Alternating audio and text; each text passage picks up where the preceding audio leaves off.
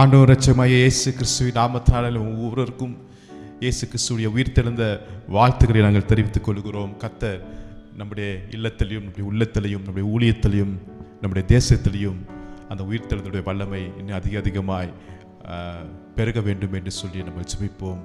கர்த்தர் நிச்சயம் அவர் செய்யக்கூடியவராக இருக்கிறார். ஆமென்.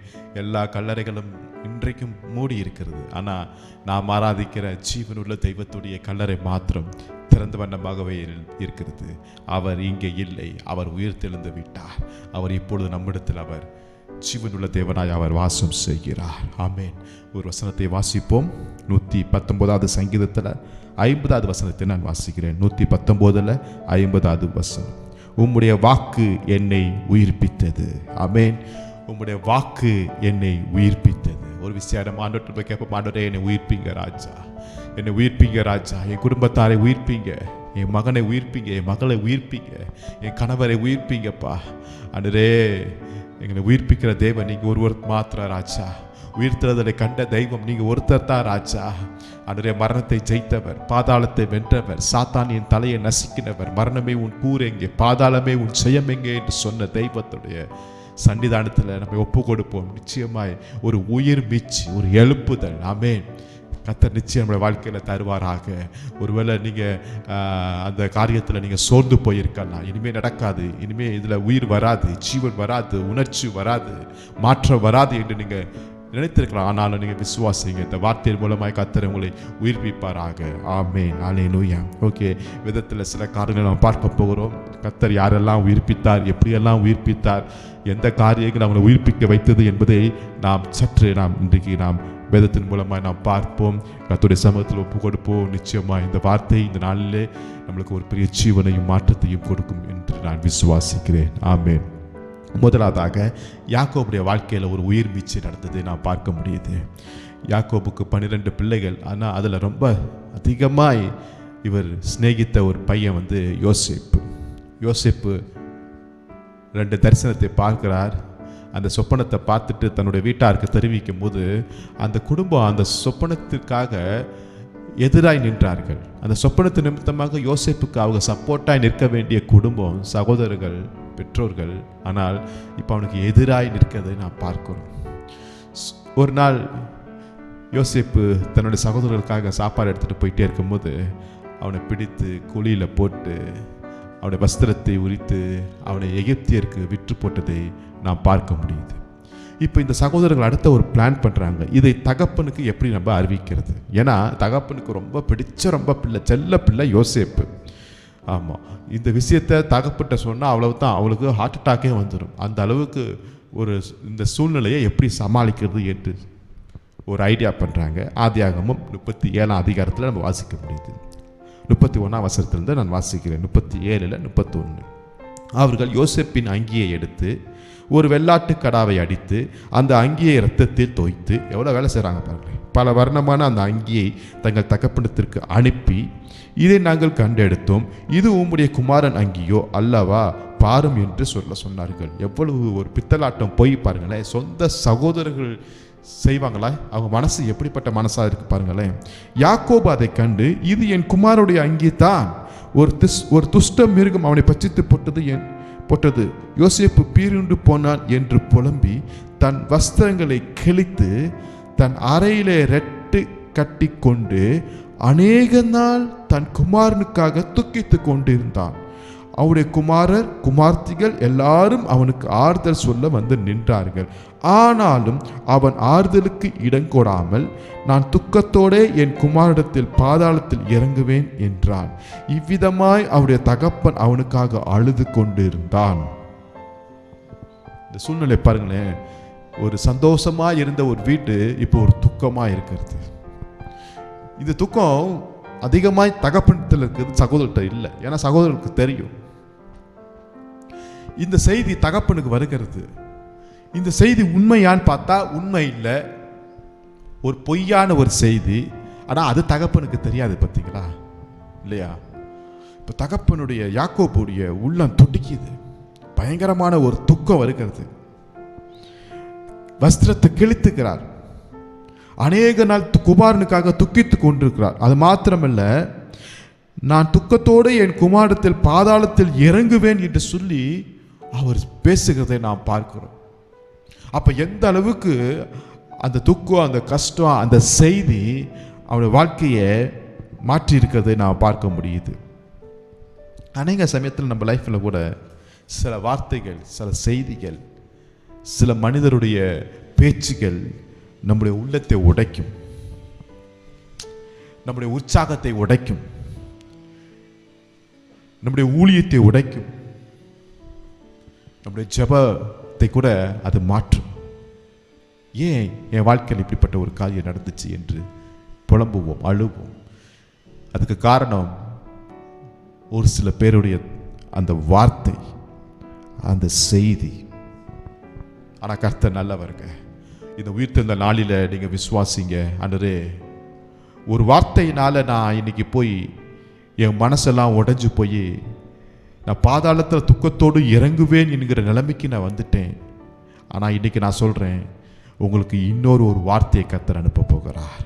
ஆமேன். அவருடைய வாக்கு என்னை உயிர்ப்பித்தது என்ற வார்த்தையின்படியாய் ஒரு செய்தியினால, ஒரு வார்த்தையினால நீங்க குன்றி போய், உடைந்து போய், அழுது கொண்டு, புலம்பிக் கொண்டு நீங்க உட்கார்ந்து இருக்கிற உங்களுக்கு கர்த்தர் சொல்றாரு, இன்னொரு வார்த்தையை நான் அனுப்புகிறேன். அதுதான் உயிர் தெழுந்த வார்த்தை, அதுதான் ஜீவனுள்ள வார்த்தை, அதுதான் மரணத்தை வென்ற வார்த்தை. ஆமென். நீங்கள் கேட்ட அந்த வார்த்தைக்கெல்லாம் மேலான ஒரு வார்த்தையா இருக்கிறது. எடுத்து வாசிப்போம். இதே யாக்கோபுடைய காதல இன்னொரு வார்த்தை வருகிறது. ஆதியாகமம் 45 அதிகாரத்தில் 27 வசனத்திலிருந்து நான் வாசிக்கிறேன். அவர்கள் யோசேப்பு தங்களோட சொன்ன வார்த்தைகள் யாவையும் அவனுக்கு சொன்ன போது. ஹல்லேலூயா. இப்போ யாக்கோபு நினைச்சிட்டார், என்ன யோசேப்பு முடிஞ்சிட்டாரு, அவ்வளவுதான், இறந்துட்டான் பையன், இனிமே ஒண்ணுமே கிடையாது என்று சொல்லி நினைத்து கொண்டிருந்த யாக்கோபுடைய வாழ்க்கையில யோசேப்பு சொன்ன எல்லா வார்த்தைகளும், ஆமேன், எல்லா வார்த்தைகளும், யோசேப்புடைய அந்த ஆசீர்வாதத்தை எல்லாம் இப்ப அதே சகோதரர்கள் சொல்றாங்க.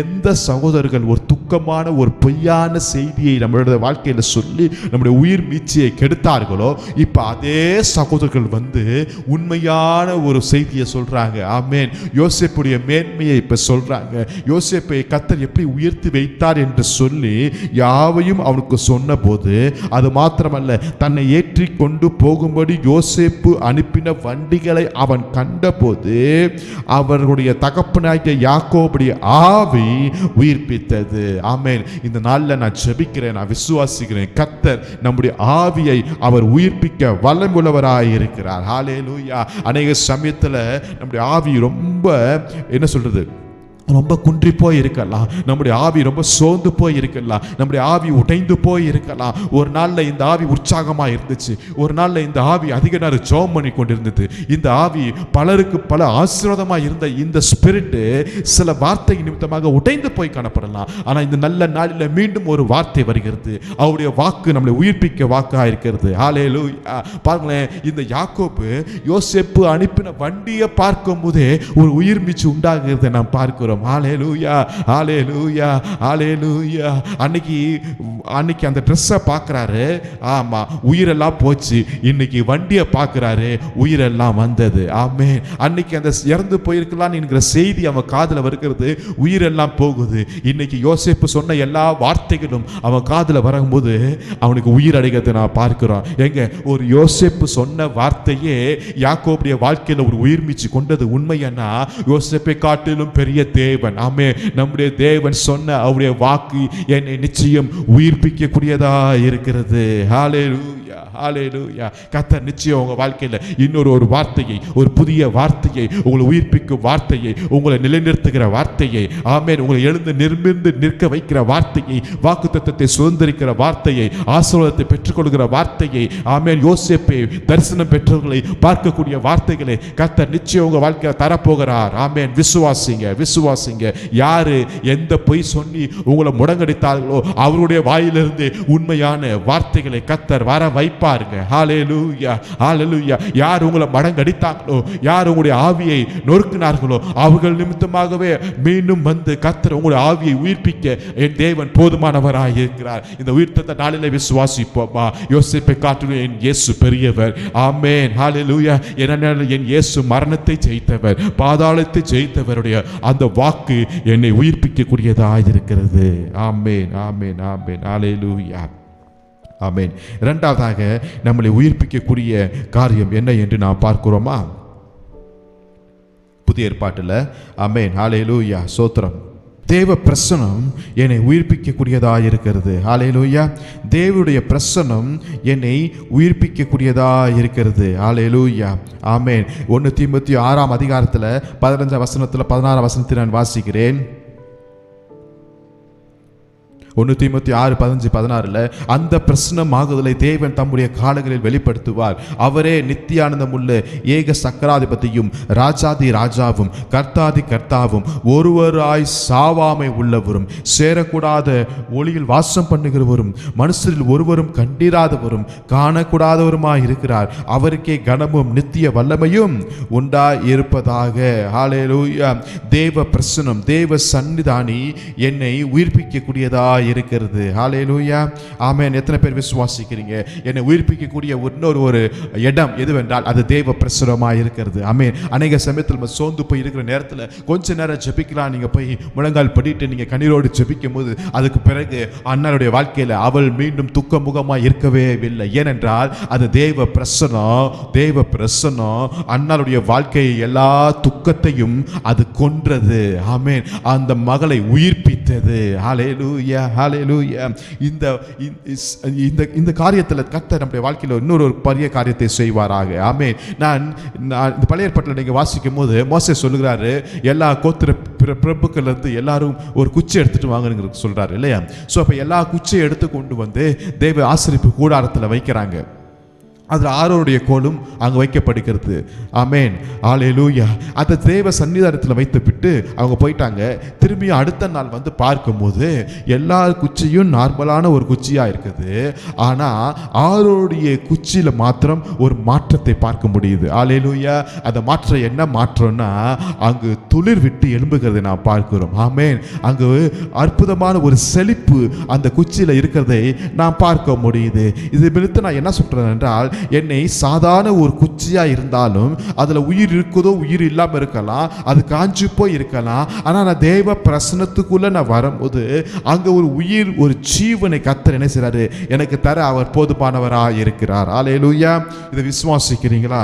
ஒரே இரவுல ஆமென் கர்த்தர் அங்க ஒரு உயிர் மீட்சியை தருகிறதை நான் பார்க்கிறோம். எங்க ஒரு சீடு, ஒரு விதையை எடுத்து மண்ணில் போட்டு அதை தண்ணி ஊற்றி அதை பாதுகாத்து 1 மாதம் 2 மாதம் 3 மாதம் 4 மாதம் ஆன பிறகு தான் அதில் ஒரு துளிர் வருகிறதை நான் பார்க்கிறோம். அதுக்கப்புறம் இலை வருகிறதை நான் பார்க்கிறோம். ஒரு வளர்ச்சியை பார்க்கிறோம். அது கூட ஃபுல்லா பார்க்க முடியுமான் என்பது ஒரு சந்தேகமாக இருக்கிறது. ஆனால் நம்ம இங்கே பார்க்கிறோம், ஒரே இரவில் ஒரு காய்ஞ்சு போன ஒரு குச்சில ஒரு உயிரையும் ஜீவனையும் ஒரு செழிப்பையும் ஒரு இலையையும் ஒரு துளிரையும் ஒரு காயையும் ஒரு கனியையும் பார்க்க கர்த்தர் கிருபை செய்கிறார். அது எந்த இடத்துல அங்க வைக்கப்பட்டிருக்கிறது என்பது தான் ரொம்ப முக்கியம். இதுவரையும் அந்த குச்சி எங்கெங்கேயோ காணப்பட்டிருக்கும் போது அங்கெல்லாம் நடக்காத ஒரு மாற்றம் உயிர். ஆனால் தேவ பிரசனத்துக்குள்ள வரும்போது அங்க ஒரு உயிர் மீட்சி உண்டாகிறதை நான் பார்க்கிறோம். உங்க வாழ்க்கையில நீங்க எங்கெங்கயோ நீங்க இருந்திருப்போம் இல்லையா? நம்ம வாழ்க்கையில எங்கெங்கயோ நம்ம போயிருப்போம், வாழ்ந்திருப்போம். ஆனாலும் எங்கேயும் இல்லாத ஒரு உயிர் மீட்சி தேவ பிரசன்னத்துல உண்டாகும் என்பதில்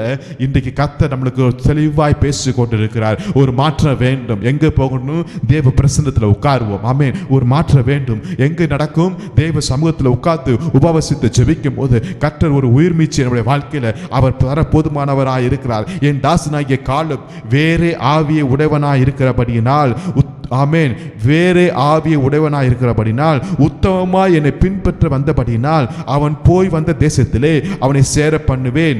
ஆமென், ஹல்லேலூயா. அந்த காலேபுக்குள்ள இருந்த அந்த ஆவி வேறே ஆவியா இருந்துச்சு. அது மாத்திரமல்ல, அந்த காலேபுக்குள்ள இருந்த அந்த வயது ஏறிட்டே இருந்தாலும் கர்த்தர் அந்த சரீரத்தில் ஒரு புதிய பலத்தை கொடுக்கதை நாம் பார்க்கிறோம். ஆமென், ஹல்லேலூயா.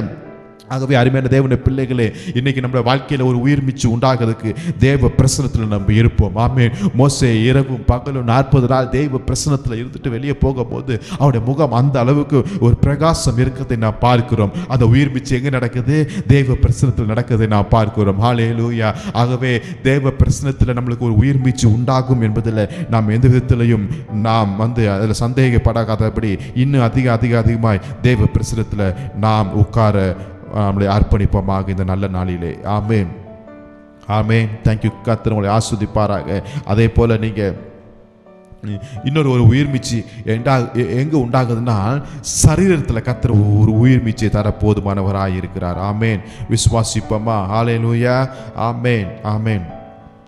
எபிரேயர் 11ஆம் அதிகாரத்தில் நம்ம வாசிக்கிறோம். 11ஆம் வசனத்தை நான் வாசிக்கிறேன். எபிரேயர் 11:11 விசுவாசத்தினாலே சாராலும் வாக்குத்தத்தம் பண்ணினவர் உண்மை உள்ளவர் என்று எண்ணி கற்பந்தரிக்க பலன் அடைந்து வயது சென்றவளாய் இருந்தும் பிள்ளை பெற்றாள். ஹல்லேலூயா.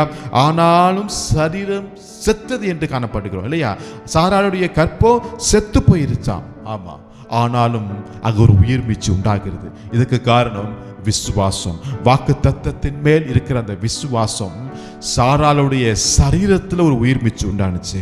முதலாவது பார்த்தோம், நல்ல ஒரு செய்தி ஆவியை உயிர்ப்பிக்குது.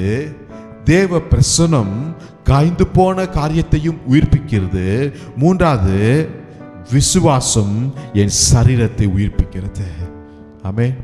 ஆண்டவர் அழைத்தார் ஆபிரகாமை, நான் உன்னை திரளாய் பெருக பண்ணுவேன், வானத்து நட்சத்திரங்களைப் போல கடற்கரை மணலைப் போல திரளாய் உன் சந்ததியை பெருக பண்ணுவேன் என்று பல வாக்குத்தத்தங்கள் கிடைக்கிது.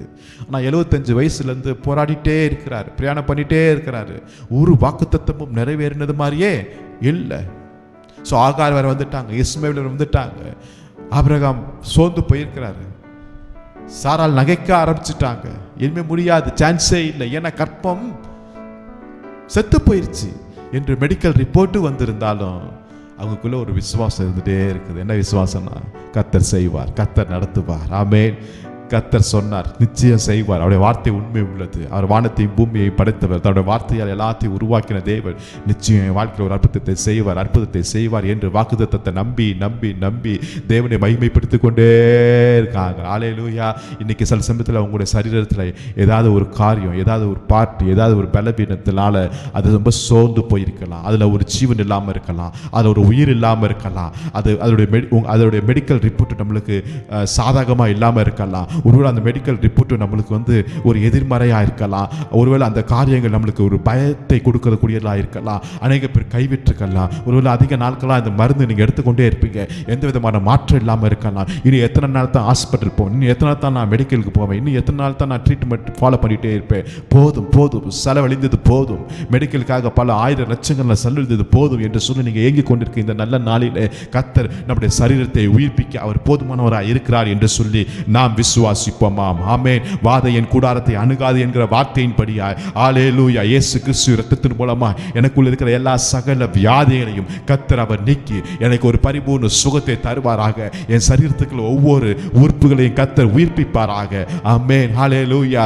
ஆமென். சரீரத்துக்குள்ள இருக்கிற எல்லா நரம்பு மண்டலங்கள் கர்த்தர் உயிர்ப்பிப்பாராக. எலும்புகளை கர்த்தர் உயிர்ப்பிப்பாராக. ஹல்லேலூயா. அவரால் கூடாத காரியம் ஒன்றுமே இல்லை. காய்ந்து போன எலும்புகளை கர்த்தர் அங்கு உயிர்ப்பித்தார். ஆமென். நான் விசுவாசிக்கிறேன், நிச்சயமா என் வாழ்க்கையில் என் சரீரத்தில் ஒரு உயிர் மீச்சு உண்டாகட்டும், ஒரு உயிர் மீச்சு உண்டாகட்டும். என் சரீரத்தில் இருக்கிற எல்லா பலவீனங்கள் நீங்கட்டும். ஆமென். எல்லா விதமான நெகட்டிவான ரிப்போர்ட் எல்லாம் இயேசு நாமத்தினால் இப்பொழுது கர்த்தர் மாற்றி எழுதுவாராக. இயேசு இரத்தத்தினால இப்பொழுது ஒரு உயிர் மீச்சு ஒவ்வொரு சரீரத்தில் உண்டாகும்படியாக நாங்கள் ஜெபிக்கிறோம். ஒருவேளை ஹாஸ்பிட்டலில் இருக்கலாம். ஆமென். பல நாட்களாய் அவங்க பல லட்சங்களை செலவழித்துக் கொண்டிருக்கலாம். ஆனாலும் அந்த பெண் அந்த இயேசுடைய வஸ்திரத்தின் ஓரத்தை தொட்ட போது ஒரு வல்லமை பாய்ந்தது. ஆமென். அந்த பெண்ணுடைய சரீரத்தில் ஒரு உயிர் மீச்சை உண்டாக்கின தேவன் இப்பொழுது சகையுடைய பாடியில், இறந்து போன பாடியில் ஒரு உயிரை ஜீவனை கொடுத்த தேவன்.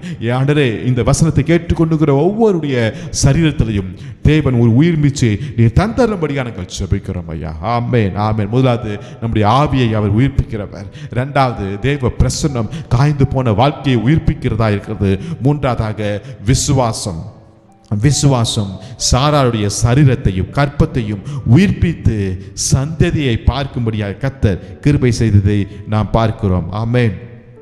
நாலாவதாக நாம் பார்க்கிறோம், நமக்கு எல்லாத்துக்கும் தெரிந்த பகுதி ஆதியாகமம் 2ஆம் அதிகாரத்தில் 7ஆம் வசனத்தை வாசிக்கிறேன்.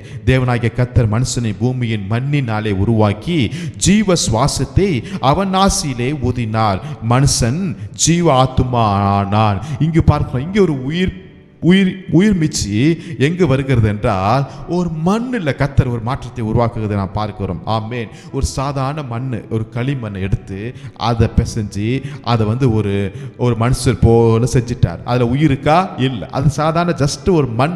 இவ்வளோ நாளாக அந்த மண் கீழே தான் இருந்துச்சு இல்லையா? ஆமாம், நம்ம மண் பார்த்துருக்குறோம். அது ரொம்ப காஸ்ட்லியானதா இல்லைங்க. மண்ணை மிதிக்கிறோம், அது மேலே அசிங்கமான காரியங்கள் படுகிறது, மழையோ வெயிலோ எல்லாமே அந்த மண் மேலே தான் இருக்கிறது. ஆமாம், அப்படிப்பட்ட மண்ணை மேலே இப்போ தேவனுடைய சுவாசம் வரும்போது அங்கே ஒரு உயிர் மிச்சு உண்டாகிறதை நாம் பார்க்கிறோம். ஹல்லேலூயா. அப்போ இதுவரையும் எந்த பிரயோஜனம் இல்லாத ஒரு மண், அநேகரால் மிதிக்கப்பட்ட ஒரு மண், அநேகரால் ஒதுக்கப்பட்ட ஒரு மண், எந்த விதத்திலும் மதிப்பு இல்லாத ஒரு மண் மேலே தேவனுடைய சுவாச காற்று, ஜீவ காற்று படும்போது அங்கு இந்த மண்ணில் ஒரு ஜீவன் உண்டாகி அது ஒரு சரீரமாய் அழகாய் படைக்கப்பட்டு அந்த சரீரம் இப்போ என்ன செய்கிறது? அது ஒரு மனுஷனாய் எழும்புகிறார். அது தான் ஆதாமாய் இருக்கிறதை நாம் பார்க்கிறோம். அதுக்கு முந்தின நாள் வரையும் அது ஒரு மண்ணாய் இருந்துச்சு. ஆனால் இன்னைக்கு எந்த நாளில் ஜீவ சுவாசம் காற்று அவன் மேலே படுகிறதோ அவனுக்கு உள்ள வாழ்க்கையில் உயிர் மீச்சு உண்டாகிறதை நாம் பார்க்கிறோம். ஆமேன். ஹல்லேலூயா. சீசர்கள் மேலே இயேசு ஊதும் போது ஆமேன், அதுவரையும் பயந்து போய் ஓடி ஒளிந்து கதவு வீட்டை எல்லாம் பூட்டி ஆமேன் யூதர்களுக்கு பயந்திருந்த அந்த சீசருடைய வாழ்க்கையில் ஒரு உயிர் மீச்சு உண்டாகிறதை நாம் பார்க்கிறோம். ஹல்லேலூயா, ஹல்லேலூயா. ஆமா, அதே போல பெந்தெகோஸ்தே நாளில் மேல் வீட்டில் 120 பேர் கூடி ஜெபிக்கும் போது அங்கே இன்னொரு ஜீவ காற்று வீசப்படுகிறத பார்க்கிறோம். அது பலத்த காற்றாக வீசப்பட்டது நிமித்தமாக அன்னைக்கு இருந்த அப்போஸ்தலருடைய வாழ்க்கையில் ஒரு உயிர் மீச்சின் எழுப்புதல் உண்டாகி இருக்கிறதை நாம் பார்க்கிறோம். ஆமென். ஹல்லேலூயா. ஒருவேளை இதுவரை எதற்குமே நான் பிரயோஜனம் இல்லைங்க, எதற்குமே நான் யூஸ் இல்லைங்க, ஆமென் என்று நீங்கள் மண்ணை போல நீங்கள் வாழ்ந்து கொண்டிருந்தாலும் இன்னைக்கு நம்ம ஜெபம் பண்ணுவோம். ஆண்டவரே, உம்முடைய சுவாச காற்று என் மேலே வீசப்படுவதாக. ஆமென். ஆவியானவர் என்னை நிரப்புங்கப்பா, என்னை பிரயோஜனப்படுத்துங்கப்பா, எனக்குள்ள ஒரு உயிர் மீச்சு உண்டாகுங்க என்று சொல்லி ஜெபிக்கும் போது கர்த்தர் நிச்சயம் அவர் செய்ய போதுமானவராய் இருக்கிறார். ஆமென். ஹல்லேலூயா, ஹல்லேலூயா. ஆமென், ஆமென். ஐந்தாவதாக ஆதியாகமம் 7ஆம் அதிகாரத்தை நம்ம வாசிக்கும் போது 23ஆம் வசனத்தை வாசிக்கிறோம். 7:23 மனுஷர் முதல் மிருகங்கள், ஊரும் பிராணிகள், ஆகாயத்து பறவைகள் பரியந்தமும் பூமி மேல் இருந்த உயிருள்ள வஸ்துகள் யாவும் அழிந்தது. அவைகள் பூமியில் இராதபடிக்கு நிக்கிரமாயின. ஆனால் நோவாவும் அவனோட பேரில் இருந்த உயிர்கள் மாத்திரம் காக்கப்பட்டுச்சு. எல்லாமே அழிஞ்சு போயிருச்சு. ஆனால் இந்த பேழைக்குள் இருந்தவர்கள் மாத்திரம் உயிர் மீட்சி அடைந்தார்கள், உயிர்ப்பிக்க பெற்றார்கள், மீண்டும் வாழத் தொடங்கினார்கள்.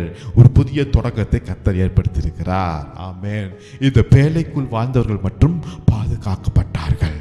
பேழைக்கு வெளியே இருந்தவர்கள் யாராக இருந்தாலும், பெரியவர்களாக இருக்கலாம், பணக்காரர்களாக இருக்கலாம், அறிவியல் சிறந்தவர்களாக இருந்திருக்கலாம், ஆமாம், எல்லாம் தெரிந்த நிபுணர்களாக இருந்தாலும், ஆனாலும் அழிவில் என்ன செஞ்சாங்க?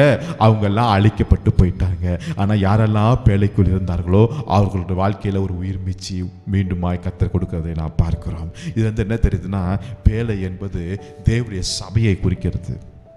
எதை குறிக்கிறது? தேவனுடைய ஆலயத்தை குறிக்கிறது. அப்போ தேவனுடைய ஆலயத்துக்குள் இருக்கிறவர்களுக்கும் வெளியில் இருக்கிறவர்களுக்கும் ஒரு வித்தியாசம் உண்டு. அப்போ அநேக சமயத்தில் தேவ ஆலயத்துக்கு போகிறது, ஞாயிற்றுக்கிழமை ஆராதனையில் போய் அட்டன் பண்ண அநேக பேர் சோம்பேறித்தனம் படுறாங்க. வேலை, பிஸி, அந்த ஒர்க்கு, கல்யாணம் என்று சொல்லி பல பேர் என்ன செய்கிறாங்க? சில ரீசனை சொல்லி அதை மிஸ் பண்ணிட்டு இருக்கிறாங்க. அது ஒரு மிகப்பெரிய ஒரு ஆவிக்குரிய ஒரு ஆசீர்வாதத்தின் இழப்பாக இருக்குது. ஆனால் யார் பேழைக்குள் இருந்தார்களோ அவர்கள் பாதுகாக்கப்பட்டார்கள். அவருடைய வாழ்க்கையில் ஒரு உயிர் மீட்சி கிடைக்கிறதை நாம் பார்க்க முடியுது. ஆமென். ஆகவே நான் உங்கள்கிட்ட கேட்டுக்கொள்கிற ஒரே ஒரு காரியம், ஒரு நாளும் ஞாயிற்றுக்கிழமை நீங்கள் ஆராதனையை நீங்கள் மிக்ஸ் பண்ணிடாதீங்க. குடும்பமாய் போங்க, ஒரு ஆவிக்குரிய சபைக்கு நீங்கள் போங்க. கடைசியாக என்னை உயிர்ப்பிக்கக்கூடியது எதுவென்றால் 1 தெசலோனிக்கேயர் 4ஆம் அதிகாரத்தில் 16ஆம் வசனத்திலிருந்து வாசிக்கிறேன். 1 தெசலோனிக்கேயர் 4:16-17-18 வாசிக்கிறேன். ஏனெனில் கர்த்தர் தாமே ஆரவாரத்தோடும் பிரதான தூதருடைய சத்தத்தோடும் தேவ எக்காலத்தோடும் வானத்திலிருந்து இறங்கி வருவார். அப்பொழுது கிறிஸ்துவுக்குள் மரித்தவர்கள் முதலாவது எழுந்திருப்பார்கள். ஆமென். பின்பு உயிரோடு இருக்கிற நாமும் கர்த்தருக்கு எதிர்கொண்டு போக மேகங்கள் மேல் அவரோடு கூட ஆகாயத்தில் எடுத்துக்கொள்ளப்பட்டு இவ்விதமாய் எப்பொழுதும் கர்த்தரோடு கூட இருப்போம். அல்லேலூயா. ஆகையால் இந்த வார்த்தையினாலே நீங்கள் ஒருவர் தேற்றுங்கள். கடைசியாக நம்மளை உயிர்ப்பிக்கக்கூடியது எது தெரியுங்களா? ஒரு எக்கால சத்தம் நம்மை உயிர்ப்பிக்கும்.